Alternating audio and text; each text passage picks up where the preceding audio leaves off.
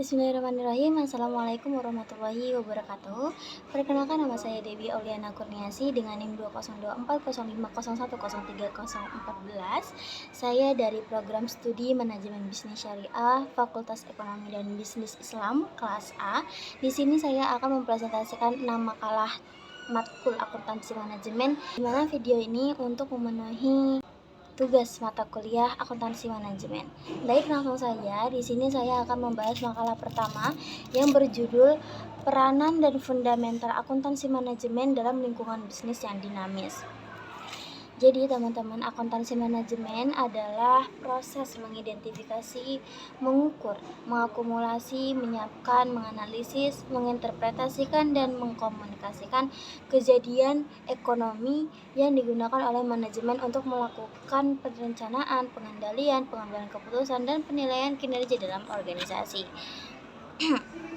Dengan tujuan supaya manajer bisa merencanakan kegiatan perusahaan, mengontrol pengeluaran dan pendapatan, menilai kinerja karyawan atau bagian tertentu, dan mengambil keputusan yang tepat untuk masa depan perusahaan.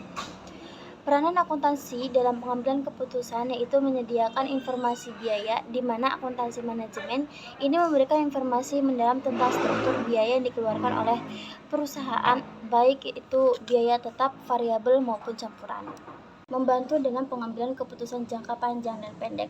Keputusan jangka pendek biasanya melibatkan mengenai penggunaan sumber daya yang optimal dalam periode tertentu, seperti penentuan harga atau biaya produksi. Sedangkan keputusan jangka panjang berfokus pada alokasi investasi, pengembangan produk, atau strategi pertumbuhan.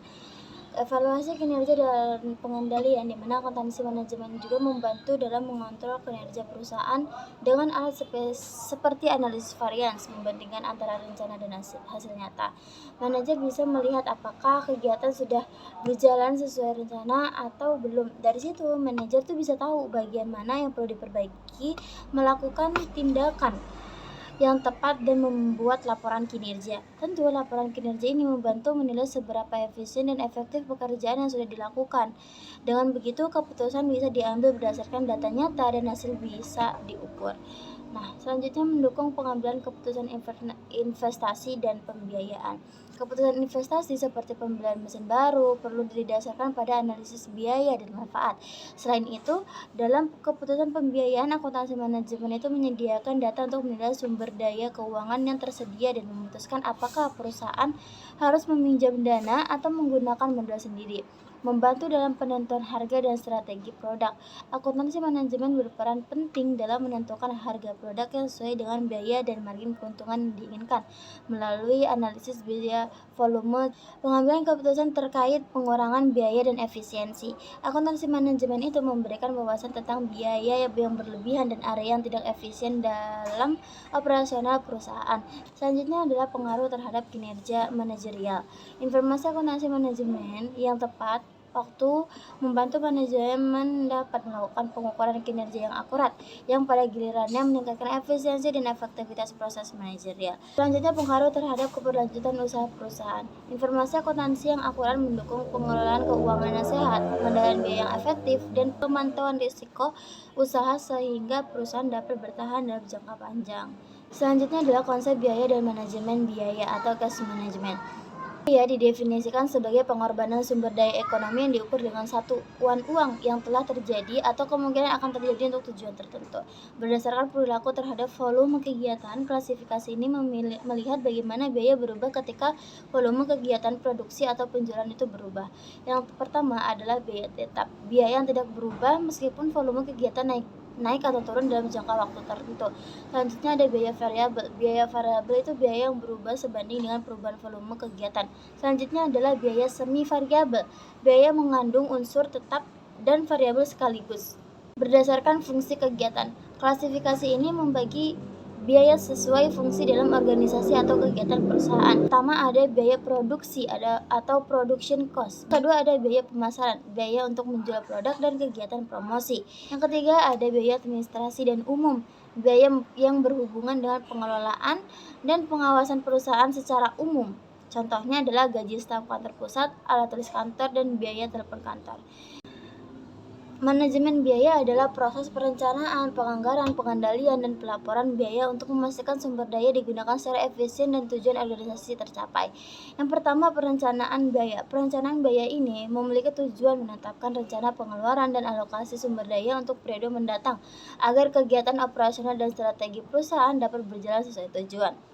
Yang kedua, yaitu pengendalian biaya agar sesuai standar. Tujuannya memastikan pengeluaran aktual sesuai dengan anggaran standar sehingga tidak terjadi pemborosan dan efisiensi tercapai.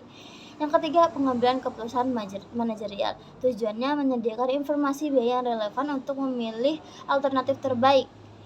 Yang keempat, ada evaluasi kinerja perusahaan, di mana tujuannya menilai seberapa efektif dan efisien organisasi dalam mengelola biaya dan mencapai tujuan keuangan operasional. Selanjutnya, makalah yang ketiga yaitu analisis cost volume and profit.